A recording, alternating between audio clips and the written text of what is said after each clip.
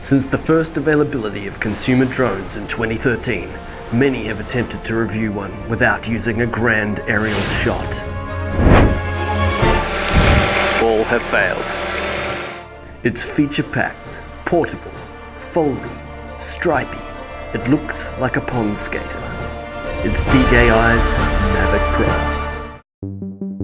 It's so small it would fit in a belt bag if it was ever acceptable to own one. Perhaps, in recognition of this fact, DJI have even created a special purse to carry one around.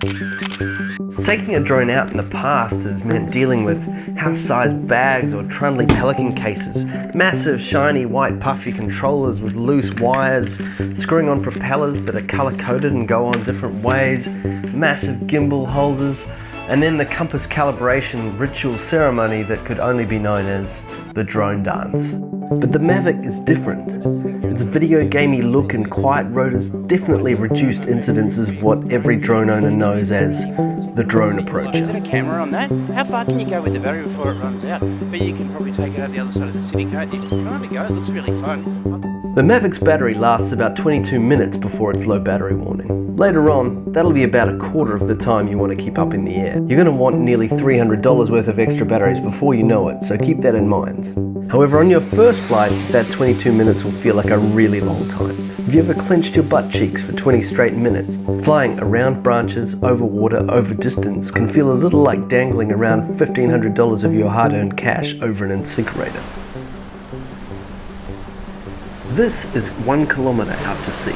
In clear conditions, DJI says you could do 6 more, to which I say, you just want to sell me a replacement drone, don't you? In fact, one of the reasons flying a new drone, even one as smooth and stable as the Mavic, is so butt-clenchy, is the sheer volume of information and controls you have. If the layout of a video game controller leaves you gasping for air, you're going to have a bad time, because this is like a PS4 with an iPad squeezed between its legs. Some people say that DJI might be the Apple of drones. I mean, their hardware is so small, so sleek, so packed with tech, but the truth is they're not. I mean, the hardware is polished to a sheen, sure.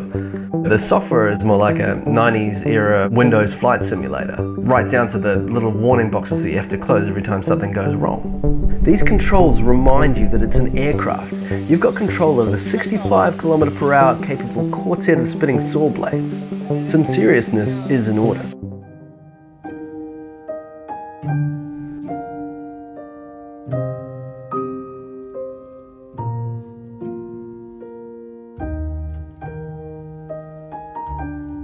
Looks smooth and relaxing, doesn't it?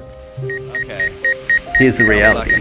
Not much. Lens flares, metal bridges, your own face, everything makes it beep.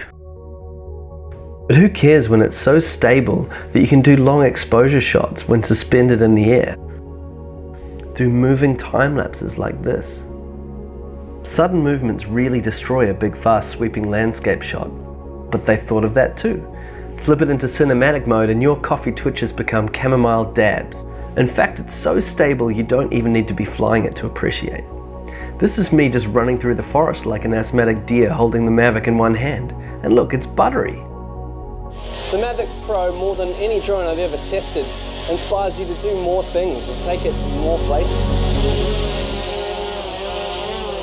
So is the DJI Mavic Pro the best drone in the world? In my opinion, yes, with a small caveat. If you need a better camera, you probably already know. Maybe the dynamic range, low light sensitivity, compression, rolling shutter could be deal breakers. But if you don't know what any of those are, or you just don't care, then this is absolutely the drone for you. An easy 5 stars.